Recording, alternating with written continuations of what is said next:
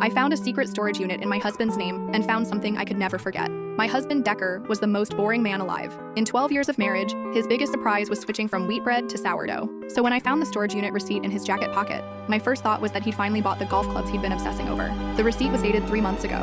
Monthly payments of $240 for Unit 47B at Westfield Storage. I'd never heard him mention it. But then again, Decker kept his hobbies to himself. Maybe he was planning some grand gesture for our anniversary. I almost threw the receipt away, but something nagged at me. We shared everything: bank accounts, credit cards, Amazon passwords. Why would he get a storage unit without telling me? That Thursday, while Decker was at his mother's house, I drove to Westfield Storage. The facility looked like a prison, rows of beige metal doors behind chain link fencing. I told the manager I was Decker's wife and needed to check on our unit. "Oh, you're Mrs. Brennan," he said, squinting at his computer screen. "Your husband's been real particular about that unit. Said nobody else should ever go near it, not even family." My stomach twisted. Well, he asked me to grab something for him. The manager shrugged and handed me a key. Unit 47B was in the back corner, away from the main walkways.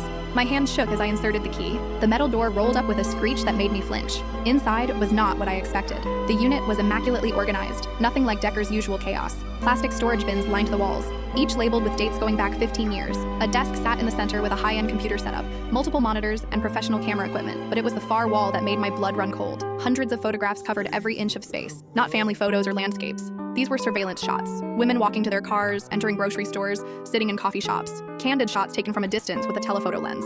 I recognized some of the faces. My neighbor Patricia from 2 houses down, the barista from our local cafe, a woman from my yoga class whose name I couldn't remember. Each photo had a date written in the corner in Decker's careful handwriting. My legs felt weak. I grabbed the desk chair and sat down, staring at the wall of strangers.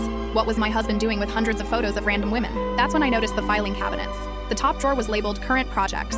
Inside were thick folders, each containing dozens more photos of the same women, along with handwritten notes detailing their routines, addresses, family members, work schedules. Patricia's folder was 3 inches thick. Decker had documented her morning jogs, grocery runs, book club meetings. He knew her daughter's school schedule, her husband's business trips, even which nights she walked her dog alone. The notes were written in a clinical, detached style that made my skin crawl. Subject: leaves for work at 7:47 a.m. every Tuesday. Takes lunch break at Panera. Always sits by the window. Vulnerable window. 8:15 to 8:30 p.m. when taking garbage to curb. I was reading about a stranger's life through my husband's obsessive documentation.